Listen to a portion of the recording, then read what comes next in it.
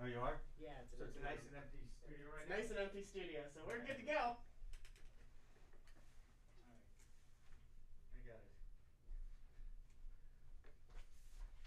I got it.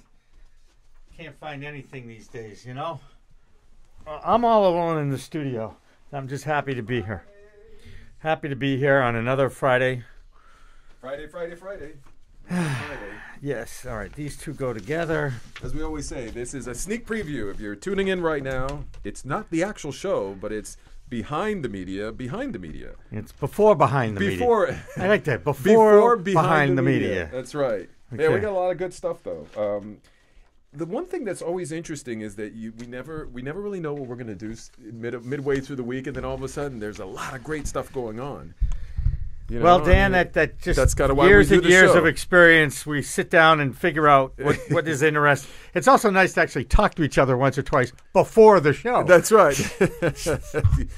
So what do you got? I don't know. What do you got? I don't know. We're winging it. That's right. No, it's more than winging. I've been winging it for 40 years in my career. You're just saying. Okay, and how does the audio? Did the audio sound good? Okay. One, Jimmy two, got my three. head cut off. A lot of people would like to do that. Jimmy actually. got his head cut off. This sounds weird. Got my head cut off. This microphone. 1, 2, 3, 4, 5. 1, 2. Okay, it just seems. Oh, you know what it was? Ugh. What was it? Somebody Dan? was messing. They've all been put straight up the middle here. Let's name names. Alex Barth. Yes, it sounds tinny. 1, Ooh, 2, we can't 3, do 4, that. 5, 6, 7. There. Ooh, I just added a little bit more. Oh, That- you need some bass. bass. I got some bass. Let I me like hear. some I'm gonna bass. put some bass in yours too, Jimmy. Let me hear you again. 1, 2, 3, 4, 5, 6, Yeah. 7, 8. This is my damn Lothian voice. I'm gonna put more low in it. I do not like Yes. that high end. No, I don't like the high end either. I like the. I think that's much better. Much better. All right.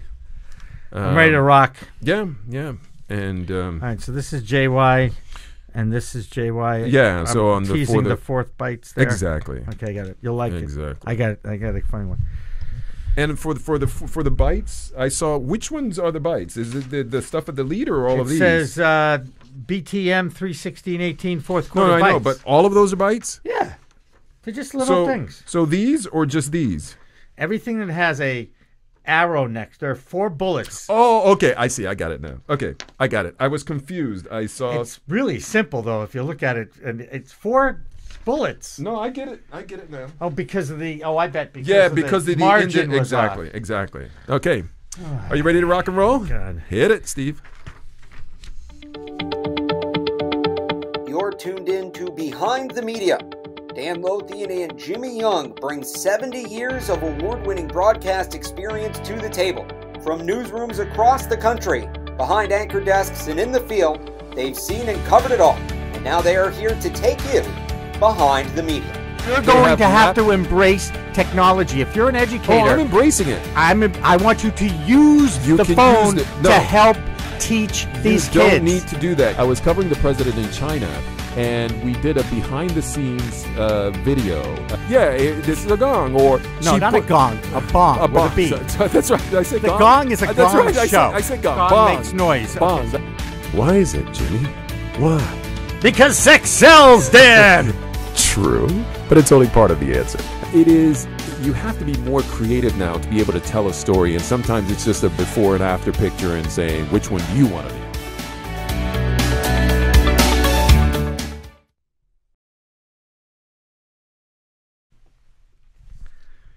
A flight attendant's rigid bag rules left a dog dead in the overhead compartment of a United Airlines flight. How in the world did the entire world end up hearing about this story? We'll trace the DNA of a brilliant social media blitz. I like that DNA. Facebook does not have any value. Now, I didn't say that. It was NBC News Chairman Andy Lack. Dan Lothian's former boss did. That's right. What was he talking about? Why has he grown sour on the social media giant? The bottled water you drink, the one you might have in your hand right now, the one you paid $3 for. It might be filled with plastic. It's difficult to spot those pieces with the naked eye, but one news organization did some digging. Well, they actually got researchers to do some detective work, and you'll be surprised to see what they saw. Plus our fourth quarter news bites, some quick hits, some other stories. And I'll tell you right now, what do Google, ESPN, iHeartMedia, and Tiger Woods have in common? I'll explain in the fourth quarter. Wow. Hello, everybody. Grab your bottled water, hold on to your pets, and lock in your Facebook feed. This is Behind the Media. I'm Dan Lothian. And I'm Jimmy Young. We find the interesting in media so you don't have to go searching for it. Like us on Facebook, use the hashtag Behind the Media to engage with us on Twitter, and listen on iTunes and the CLNS Media Network. Today's episode is powered by RX Bar, the Whole Foods Protein Bar. Go to rxbar.com/CLNS and use promo code CLNS for 25% off your first purchase. We're also brought to you by Little Park Media, where ideas come to life, producing corporate videos and podcasts to tell your story. Find out more at littleparkmedia.com or contact info@littleparkmedia.com. So, Jimmy. Yes, Dan. Flight attendants, rigid bag rules left a dog dead in the overhead compartment of a United Airlines flight. How in the world did the world end up hearing about this story? By the way, we never had the bell ring. We never had the bell ring. I'm so used to hearing the bell. I like the bell. Anyway, we'll trace the DNA of a brilliant social media blitz. Now, this was Bell on my script. It was not. I don't think. I think I left Bell off your script. But I thought by now you would know that we ring the bell. Okay, I got it on the other sections, but not on the very beginning. No bell. Okay. For those of you who have not heard the bell before, oftentimes when we're doing our podcast live on Facebook, we do the bell in order to use it as a transition, a bell transition. But anyway, we digress. We're talking about this dog. Everybody all week long has been talking about this poor woman who, a mother with a young child. She's traveling. Couple of children, right? Yeah. One young child and one 11-year-old. Traveling on United Airlines. Yes. And a flight attendant comes up to her and says, hey, you got to put that bag in the overhead compartment. Okay. You know why I like this story? Why do you like it? This is a horrible story, tough story and all that. Yes.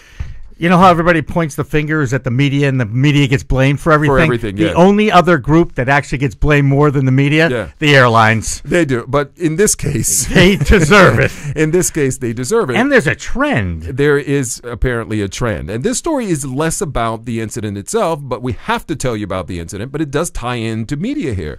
So the mother is, this woman who's traveling with her children is told to put this bag in the overhead. She's hesitant, right? She knows that she's not supposed to put this dog in the overhead. But again, you can't argue with a flight attendant because you get tossed off. You're not supposed to. Right. And you'll get arrested. And she did, of course.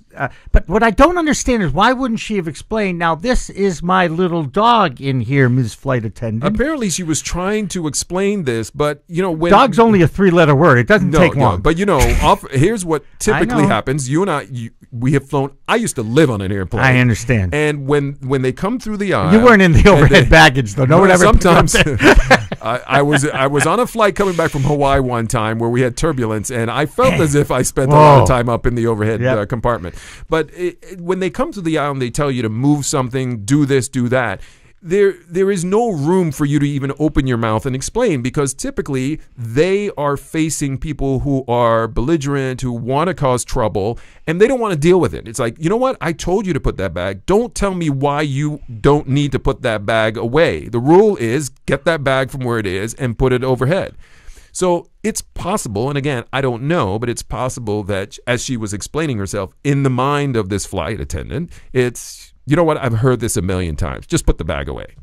Right, and as a human, you want to do what you're told in a situation like that. Well, some people, yes. Some people will. Some might want to get in their face and what have you. But the couple of things here, okay? Yes. That we have to set this up. So we're giving some background on this story. Right. Let's talk about the stats. Let's go to the facts, because this is what we talk about in Behind the Media. Let's just deal with the facts. Tell me the facts. Just the facts, Jack. Just the facts, Jack. Okay. United Airlines has a higher animal death rate that can be explained by the higher number of animals transported on United Airlines. So I guess pets. Yeah. Right. They have frequent flyer. Pets tend to have frequent flyer cards from United.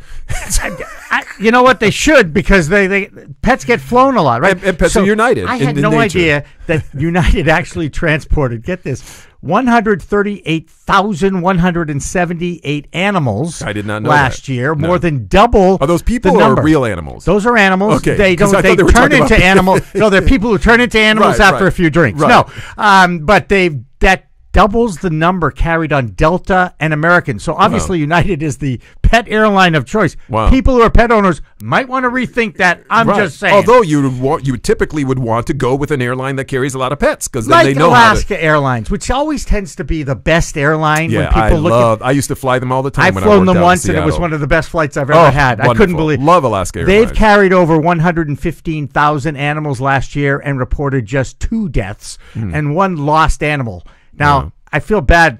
I feel bad for all these animals, obviously, Yes, because yes. I'm a sensitive One guy. dead animal is. But one too lost much. animal. What's worse? Yeah. What happened to the animal? What happened to the dog? What happened to the cat? What happened? Went to the same place all the rest of the bags The go. little doggy house in the sky, I guess. Yeah. Anyway, so United has a lot of. They do a lot of Right. this. But, I like United. Oh, you were going to say but. But I don't understand why the dogs are in the cabin with the passengers. This is one of the things. No, as a you can do that with the small doggies. You can do that. Eesh. I've seen it all the time. I They're- know. and they I'm usually not just kinda- sure. I really Yeah. agree with that one. I'm not I even a don't- dog person, even though we have a dog. But I had a dog. I think it's though for those little small dogs, you don't want to be putting them down there. You pay Right. extra for Hang it. You on can a get them second. to come Are to they the gonna- plane. Wait a second. Now, call me nuts. Yes. Okay. Okay, can. you're nuts. And by the way, I'm sure I'll hear from our friends at PETA and maybe even some of the kids that I live with, who love animals.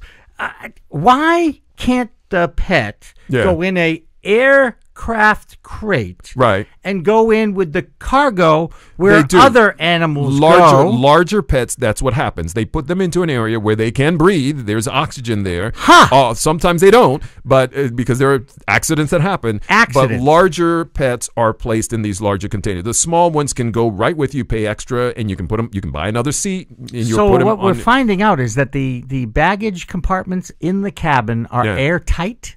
Apparently, that I did not know. Woo! That is new. Yeah, So when I'll- you hear I'll the think about click- don't go up there. You and your Don't go up there.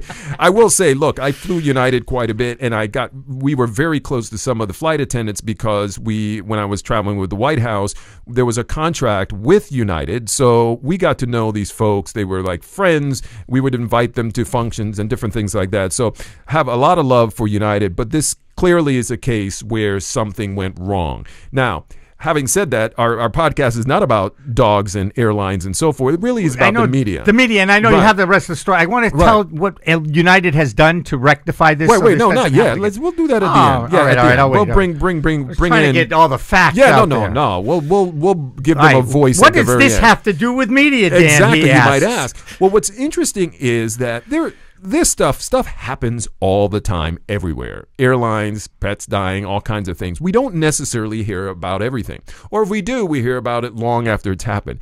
But what's fascinating about this story is how one woman, was single-handedly able to spread this story around to the networks, get it into the vein of the social media viral news. highway. Viral Yes. social media news. She got it in there, and I was fascinated with sort of the TikTok of how she was able to do that. Because we're always talking about how do you get something to go viral? How do you get people to flock to your podcast? Like you're doing to this one, right? And telling your friends all about us. How do you get people to read your blog? And there's always kind of this mystery to it. But, we almost often say that it's all about luck sometimes, landing in the right place at the right time. But there really is a science to it. And in this particular case, we now know how the science is. Now, right? this is not the woman who lost her dog. No, it's not the woman who lost her dog. So there was a passenger on the plane who saw all of this happening and, in fact, approached the woman and told her, I'm sorry, what happened to you? The woman, by the way, who when the plane landed, everyone didn't know what was going on at first until, they realized she was on the ground crying because little doggy was no longer alive. In fact, someone described, by the way, not to go too sad down the sad road, if you will, they heard the little dog bark, yippee, yippee, yip, yip, and then all of a sudden it went quiet. It went quiet. Yes, very sad. So anyway, this woman was troubled by it, and her. By the way, neither one of them, when the dog was barking, got the dog out of the overhead bin. Well, I'm just saying. You know what's fascinating, though? That I believe the same woman who ended up spreading this story, she wasn't certain whether or not it was safe. She thought, well, maybe the flight attendant knows something that I don't know, so let me just Google to find out if it is in fact safe. It's not airtight, and it's okay to put it up. But they were told to turn off their phones. Now, I didn't know they don't tell you. They tell you to turn it off, but you're still allowed to have it kind of on. Well, you put it on the airport mode, right? Airplane because mode. they let you. But anyway, bottom line was she turned it off. She followed the rules and wasn't able to find the information as to whether or not it was safe. So after this all goes down, this woman who works in community relations for a health food company, so not tied to dogs or pets, other pets, but she is an expert on social media campaigns.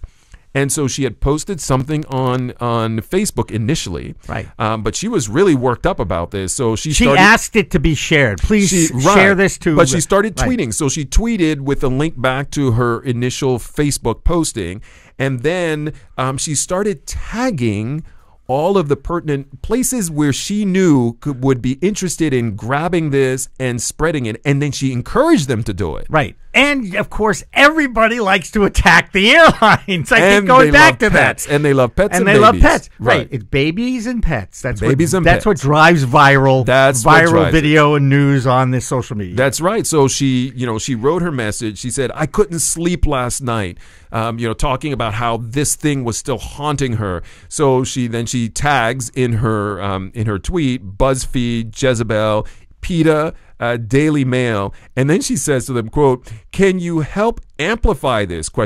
It should never, capital letters, happen again to, capital letters, anyone." I mean, it was the textbook way of getting something to get out there, to get attention for it, and to hopefully get it to go viral. And immediately everyone started. She tagged news organizations, and everyone started reaching out to her. And within a matter of hours, this thing had gone viral. That was fast. I've never seen someone sort of give a description of how they did it. What's just the strategy? What is the strategy? We just always thought it was magical algorithms, like our friends at CLNS keep telling us. Yeah, and they know how to do it. And there is magical algorithms. Yes, there are. That's what works, right? But in addition to that, there's some old school basic ways of getting attention. In fact, after I saw this, ask for help. Give a compelling reason as to what that is that you're asking help for, right? So not just help, I need a new stereo system. Why did I say stereo? Who gets stereo systems anymore? What's a stereo system? What is it? Okay. Is that what I play my albums on or something? I just sort of dated myself. Or I need a new iPhone. But it's, you have to have a real call to action, and then you tag the right people and you get attention. Okay, so that's the reason we did the story, because it's really fascinating. It's kind of the inside workings of getting something to go viral. Not only do we hope this will be educational for our audience, but I've written these things down, and I hope to use them in the future. Now, absolutely. United, and if you are traveling with a pet on United, right, ever again, right, just in case there's another 180 million thousand people out there with yes, to prevent this from happening again by April. By the way, it's going to take till April to do this, which is by 2 weeks away, I guess. Seems to be one simple email to all the bag carriers. Okay, we're going to put a bright colored bag tag on customers. Oh no, on their pets. Okay. Not on the passengers. But just the bags and the tags are not going on the passengers. They're going to go on the pets. They're going on the pets, on the bag that's, it has to be the bag carrying the pet. Bag, right. A lot of I've seen the little doggies in the purses. The women with their purses and their bags. Right? Yeah.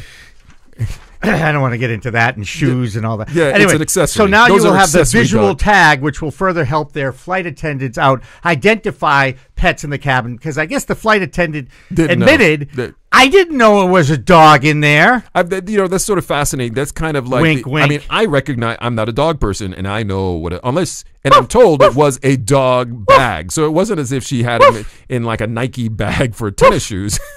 I'm just imitating what the dog might have been doing. And that would have been, I am a dog. The dog is saying, I am a dog. That's much more attention than a tag. That's right. Do not. But I've been fascinated. At airports where they put this bag is heavy on a giant bag. It's about 20 by 20. They go this bag. Right. Oh, really? I thought something that big would be light. That's so, right. yeah, but this is what happened. Anyway, they say this is United also said that this is a tragic accident that should never have occurred, and that we can concur on that. That should have never happened. Can I ask you a question, Yes. Mr. Pseudo, Mr. You're Traveler? you're as I raise raising my your hand like a student in That's school. right. I got to ask this question. If you bring a pet, cat, dog, I heard a giant bunny was brought onto a plane. Right. What if someone on the plane is allergic to that animal? Well, I've actually been on a plane where that happened, and they asked to be moved. Who's being moved? The pet or the passenger who's allergic? Well, the passenger who's allergic asked to be moved. Yeah, because off the plane. because this person was kind of rude and saying, "Get that dog out of," and it was actually a therapy dog, and this person was saying some very strong words, and they finally moved that person. What happened 30 years ago with people who needed therapy dogs? They didn't have therapy dogs 30 years ago. They didn't have them officially named and accepted. No, I think, look, this is expanded, but we understand there are a lot more things that we understand nowadays. Yes. So we have to expand our thinking and we have to Yes. expand our offerings. Okay. Anyway, fascinating story on how media played a big role, social media, in making the world aware of a poor little dog that died in the overhead of a United Airlines airplane. And forced a change in policy. We like that. Exactly. Next time you fly with your pet, be sorry. careful. Was that a premature that bell? that was a premature bell. Darn. Hey, if you like this episode, let us know. Like us on Facebook. Use the hashtag Behind the Media to engage with us on Twitter. Have questions or comments? Let us know also at info@littleparkmedia.com. Now it says bell. There you go. Ding along. Ding ding. Ding, ding, Sorry. ding, ding. Yeah, all right. Facebook doesn't have value. I didn't say that. NBC News Chairman Andy Lack, my former boss, did. This is Behind the Media. I'm Dan Lothian. And I'm Jimmy Young. We find the interesting in media so you don't have to go searching for it. Like us on Facebook, use the hashtag Behind the Media to engage with us on Twitter, and listen on iTunes and the CLNS Media Network. Today's episode is powered by RX Bar, the Whole Foods Protein Bar. Go to rxbar.com/CLNS and use promo code CLNS for 25% off your first purchase. We're also brought to you by Little Park Media, where ideas come to life, producing corporate videos and podcasts to tell your story.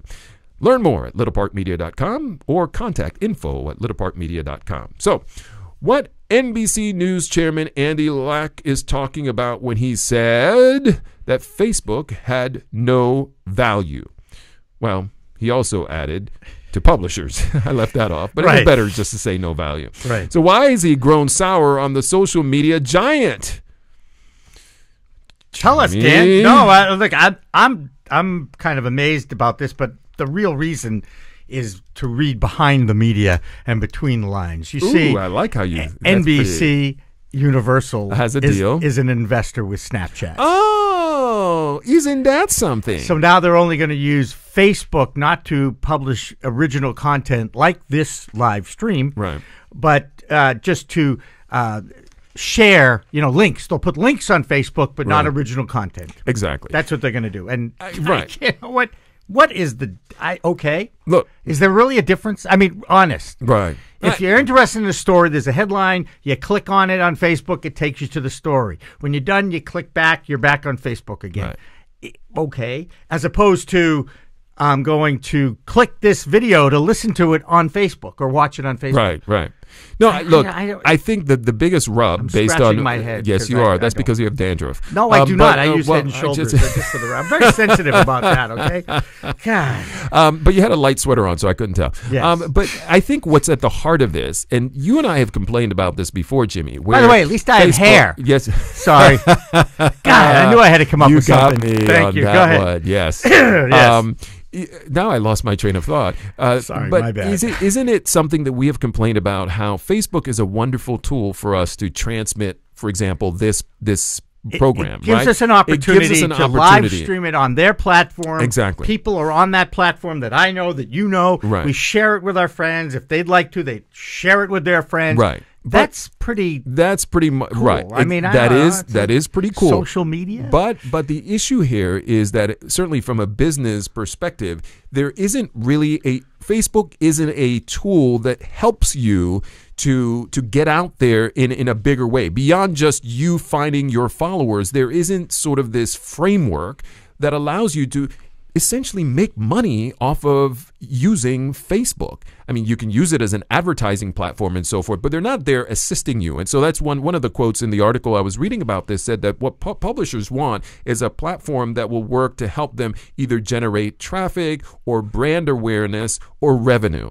And they don't believe that Facebook lives up to that. Yeah. And we've had this conversation where YouTube does a better job of being a tool that you can either get out there more or also generate revenue. And it's not like that with Facebook. No, and we both have a mutual friend that works at Facebook that we might want to reach out to at some point and get their perspective on this, because I will give Facebook credit.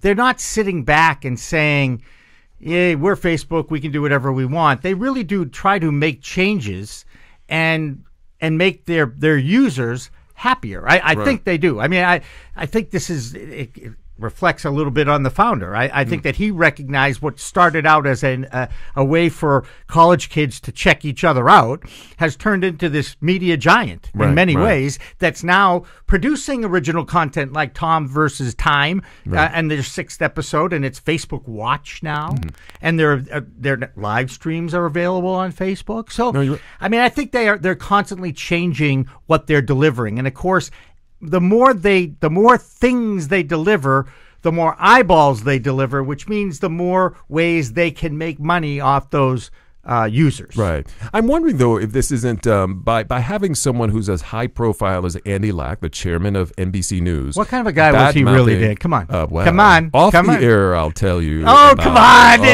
It's the internet. Nobody's listening. I remember the first time I did meet Andy Lack. We were on, it was 1996 Democratic Convention in Chicago.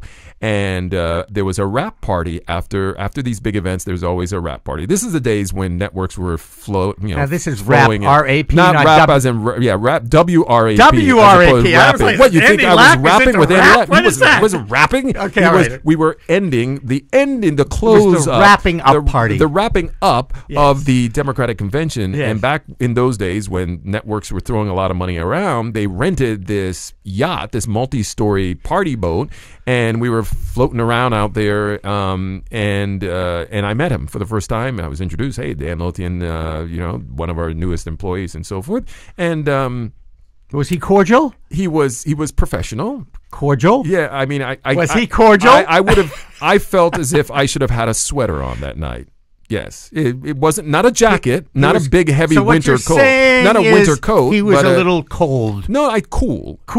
Yeah, cold would have required a big jacket. No, not not 70s. Hey, you're down with everything, cool, brother. No, not one of those cool. But anyway, no, he's a complicated kind of guy. But how did we get on this? But anyway, what I wanted to say was that when you have someone like the chairman of NBC News who goes public bad mouthing, and I think bad-mouthing. Certainly, the headlines make it sound that way.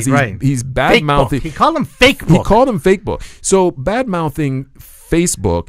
Is this a sign that Facebook is losing some of its glow? Usually when big name people start beating up on something like that, like a Facebook, is that a sign that are others going to start piling on? Because these are some of the things that a lot of people have been talking about privately. Now someone goes public. Is there going to be a pile-on effect here that could potentially damage Facebook? Well, it potentially could, and I don't think NBC really cares. NBC and Universal Media Universe. This is one that I want to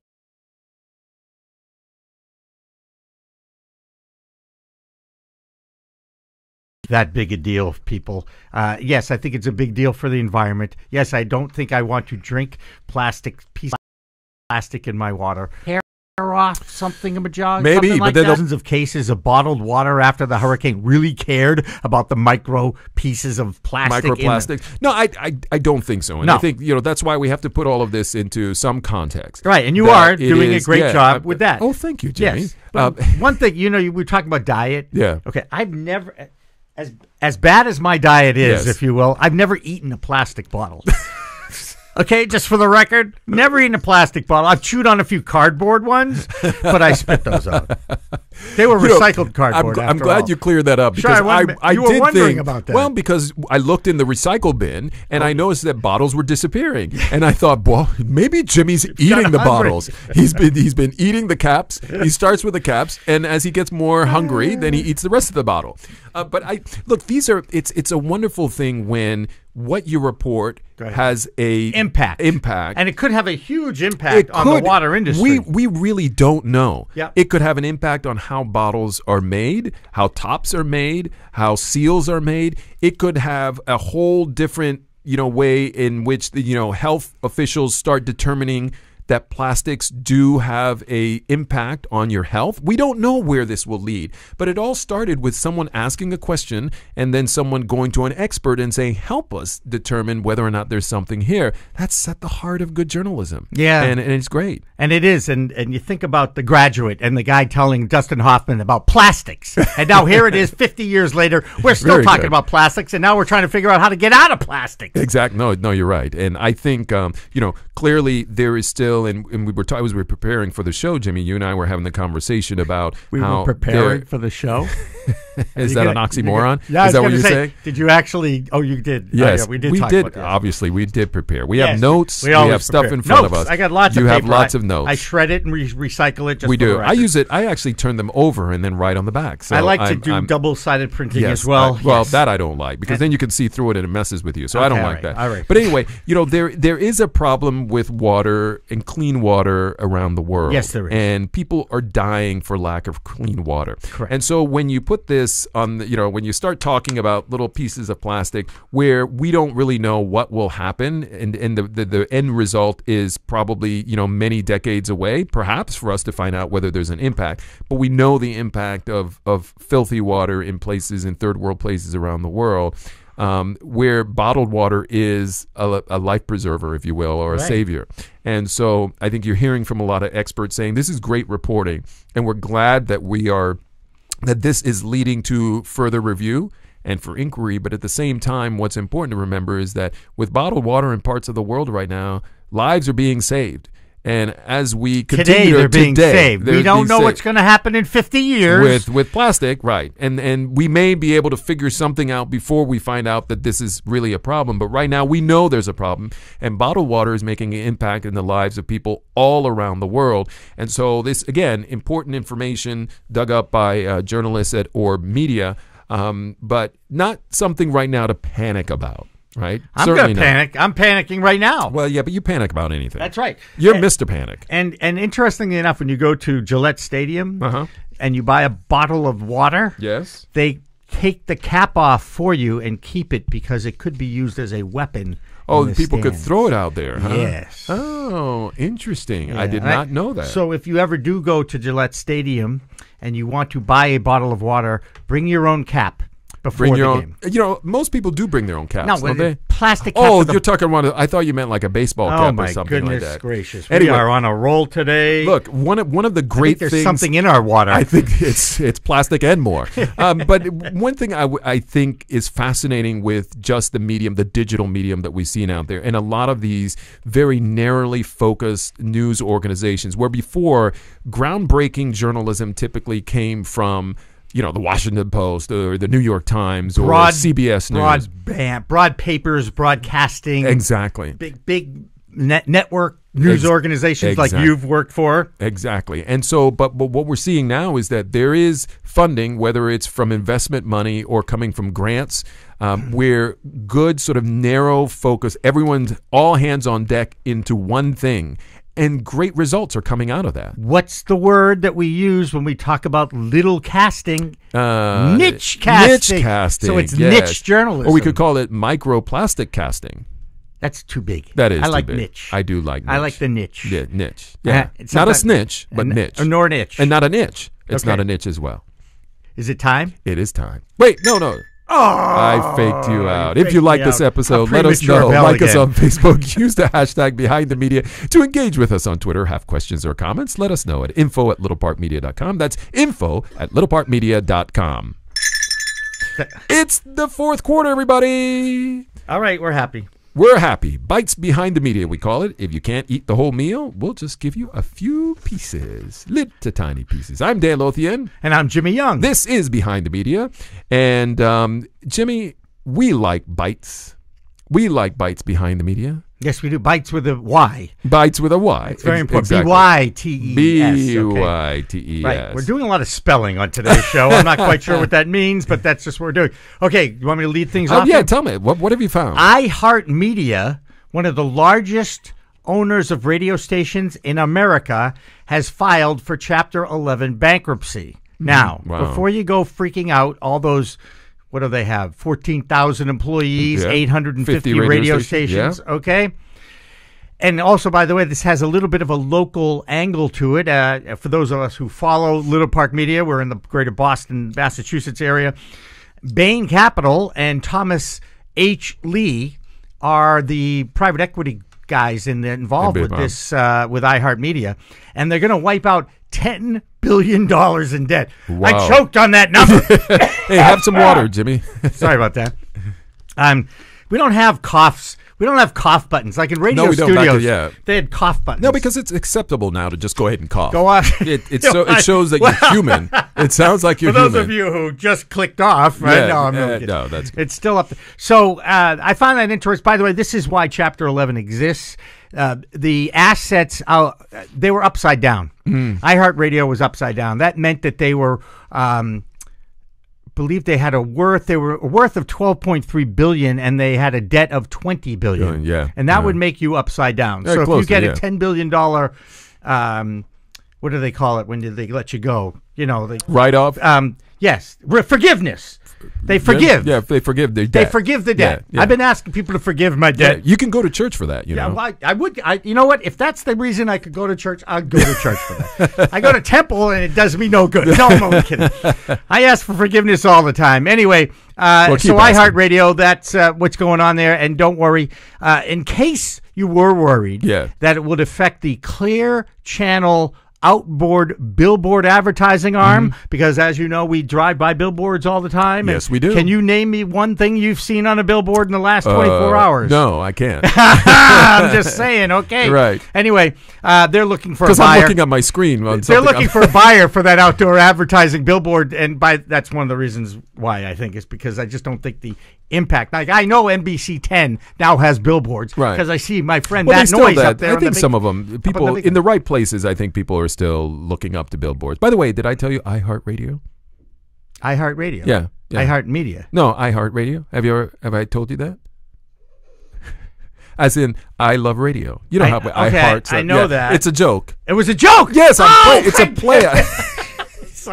I was just saying, I heart radio. Like I love radio. I get you. I know you love radio. We've talked about radio as a medium, and we love it because it will always survive. That's right. And it's like a cockroach. Norway, it's like a cockroach. Where they shut off the radio in Norway. Exactly. Right? It's like a cockroach. In a nuclear situation, a cockroach will survive. Radio will always survive. Yes. And that's the only thing I'm allergic to, just in case you care. A cockroach? I'm allergic to cockroaches. I did not know that. Isn't that bizarre? I lived in Boston, and they test for that when you go for the allergy test. You must have had a lot of dirty cockroaches around. How do you find that out? Were they crawling all over you or something? No, they give me the pinprick thingamabob, and it like, whoa, look at that thing. Boy, we got to talk more about that. I'm sorry. I like this other story. One of those weird little things about me, folks. Mr. Cockroach. Oh, my goodness. This bite actually jumped out at me. A sad story, actually. Remember when ESPN President John Skipper resigned? So I have this on my note. You're taking this right off my notes. Sorry. Anyway, one of those little behind-the-scenes things that just occurred, ladies and gentlemen. Go ahead. John Skipper resigned a few months ago. He was citing a substance abuse issue. No, this is not funny. We now know what substance it was that he was struggling with, and that's cocaine. James Andrew Miller of The Hollywood Reporter, he scored the interview with John Skipper. The real story is that someone was trying to extort money from the ESPN boss. And in that article, Skipper explained that he had bought cocaine from someone who then tried to leverage that transaction into some more money. And he said, you play with fire, you'll get burnt. And boy, you can read more about that in the Hollywood Reporter. Sad story there, because we knew that there was so much more behind the scenes going on. Well, no one could figure out why did he resign so quickly. It was so sudden, right? What had happened there. Sad. I think Dan Lebitard is still freaking out about it, still crying on the air about it. And you know what? I can understand when your friend has an issue like this, and it is not a good thing. Yeah. You play with fire, you get burnt. That was a cliche, but I did write that. I did like that, Jimmy. Okay, I'll let Very you get good. away with I it. appreciate it. All right, we're going to talk I love about. it, I applaud great writing. That's I know you do. I know. Yeah, that was great. Google. Man. That was amazing, Jimmy. The fact that you were able to do that was, man. I'm just because it's I don't so know. rare. No, it was just good, man. All right. This will stick with me for a long time. Are we done? Yeah. Okay. Can we move on to Google? We digress. Because as we know, Google knows everything. That's right. They do. Google knows they know everything. the maps. They know everything. I asked Google something yesterday, got the answer. I was like, this is why Google exists. Yeah. So Google is actually trying to help out the print newspaper industry. We're talking about good journalism and how we salute good journalism, right? Yep.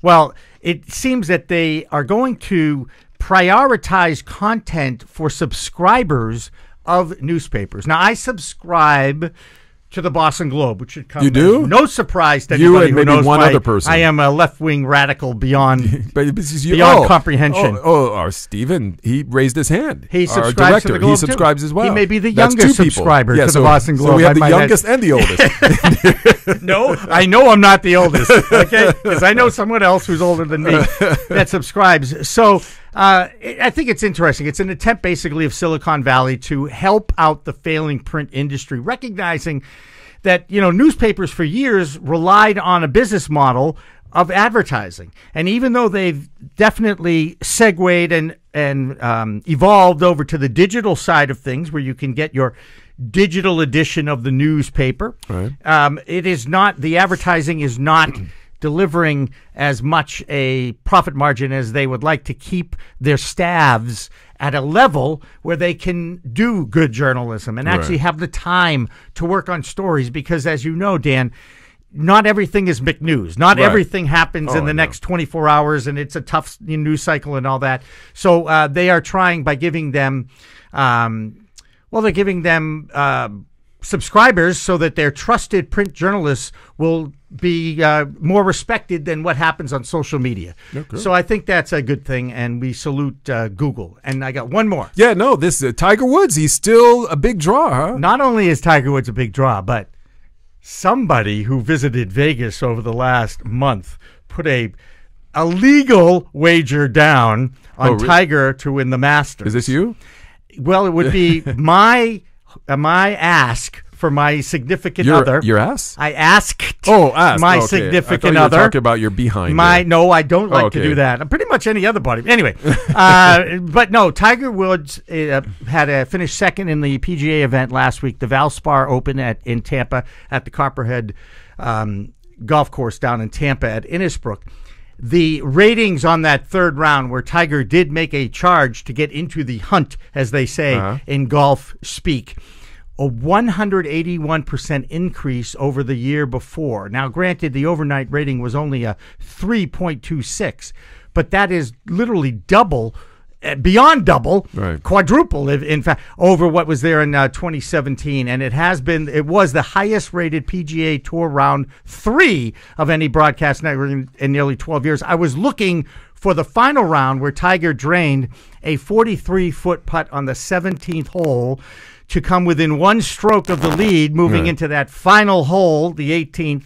And he had another, I think it was a 35-foot putt to tie, and he missed and finished second. Right. But now Tiger is the odds-on favorite to win the Masters. Wow. Now, I got better odds than 8-1, let's just say. Well, Tiger used to fascinate me back in the day. He's a fascinating story in so many ways. He's a complicated story.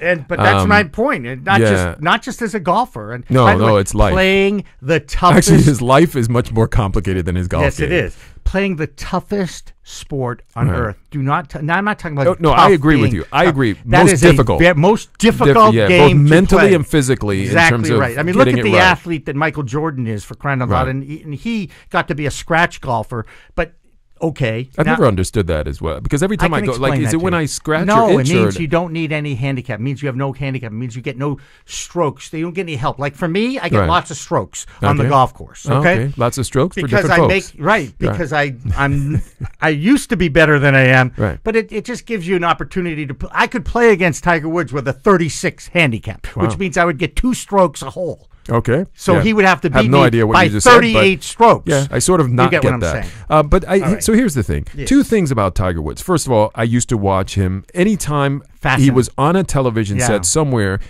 I don't know. I don't understand much about golf other than that little ball goes through the air and lands someplace close to a flag, and then eventually will be drained in a cup. A little cup. But I've enjoyed watching him. It's fascinating to watch someone who has been at the top of his game. So that's the first thing. The best ever right. who's played the game. Right. And I understand how he's a big ratings draw. I get that. Jack That's Nicklaus wonderful. lovers out there. The second thing that I will say about Tiger Woods is that I was always, when as a professional in my field as a journalist or whatever your expertise may be, oftentimes you think, okay, I've gotten there, I've figured this out, I don't have to think too hard to do my job, right? Right. I can just do it.